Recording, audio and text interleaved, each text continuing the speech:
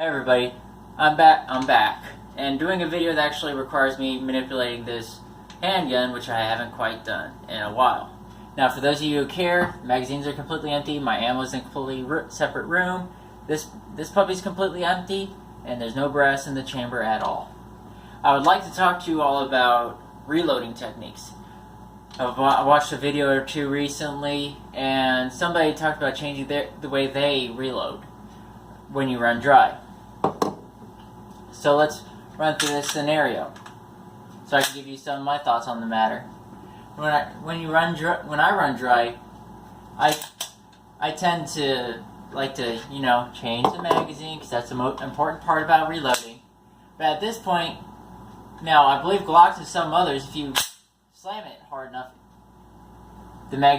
slamming the magazine hard enough closes the slide on itself. Now, if you don't want to use that technique because it's either not reliable or not practical, whatnot, there are three different reloading techniques. Now, you could insert the magazine, and what I like to do is I like to run the slide release.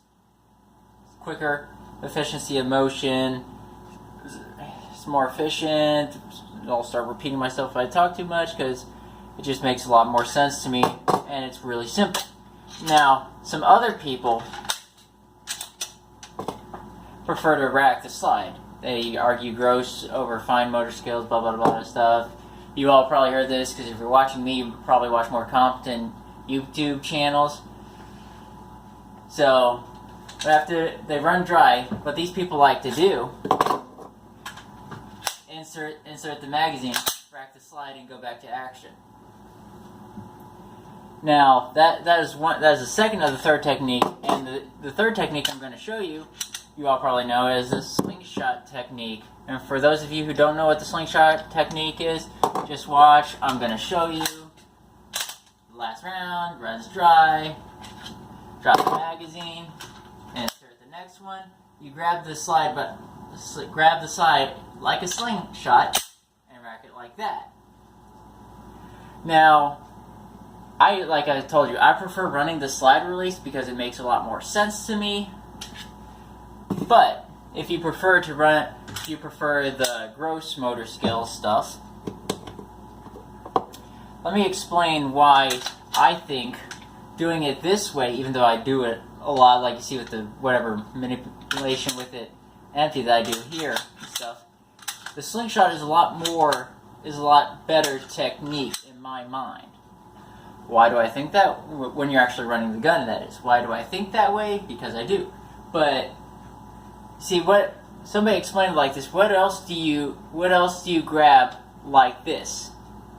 4 fingers, palm of your hand. What else do you grab like that? With like at least 98% of the stuff in the world, you use your thumb to grab stuff. Use it to pick up your magazines. Use it to pick up your phones, answer your phone. Use it to pick your nose sometimes, if your nose is that large.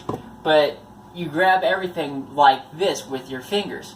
So why in the world would you want to change everything for one function to rack the slide like this? When your life's depending on it and all that stuff, if you prefer instinctive shooting, why not go with what your body naturally does and grab the slide like that and work the slide like this? You see, when I took the handgun training course, a lot of people teach the workspace reload, to flip it up, reload like this, all that stuff. But the guy I took the handgun training course from told us actually it's a lot safer and in his mind a lot smarter. He helped write the Navy SEALs close quarter handbook. So in his mind, when you run dry, and you don't move your sights off of the target of you don't move your sights off the threat, and you don't move your grip hand. You simply remove the magazine, keep your handgun on target, insert the next magazine, and if you don't hit the slide release, you do the slingshot method. Why do you do that? Because it obstructs your sight. It obstructs your sights less. Let me see if I can show you all this without flagging myself too much, even though it is an empty handgun. See when you do if you're keeping your sights on target, you do this, your sight picture is gone. However, if you keep your sight picture and you grab it like this, pull back, let it go forward, if you don't jerk your handgun around too much, you can maintain your sight because it's not... You can maintain your sight because you're grabbing it like a slingshot. This boils over to a lot of things, but that is why if I rack my slide, I start doing it like this instead of going into the workspace, reload, and all this stuff. Because I was taught by a guy who trained Navy in the close quarters and all this other government stuff, military stuff. When it's on the when your sights are on the target, don't take it off unless you have another one to move to and all that stuff.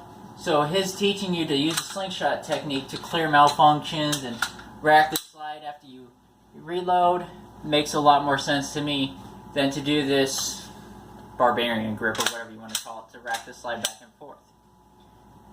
Now I still use this when just the barbarian grip when just goofing around, kicking around, whatever.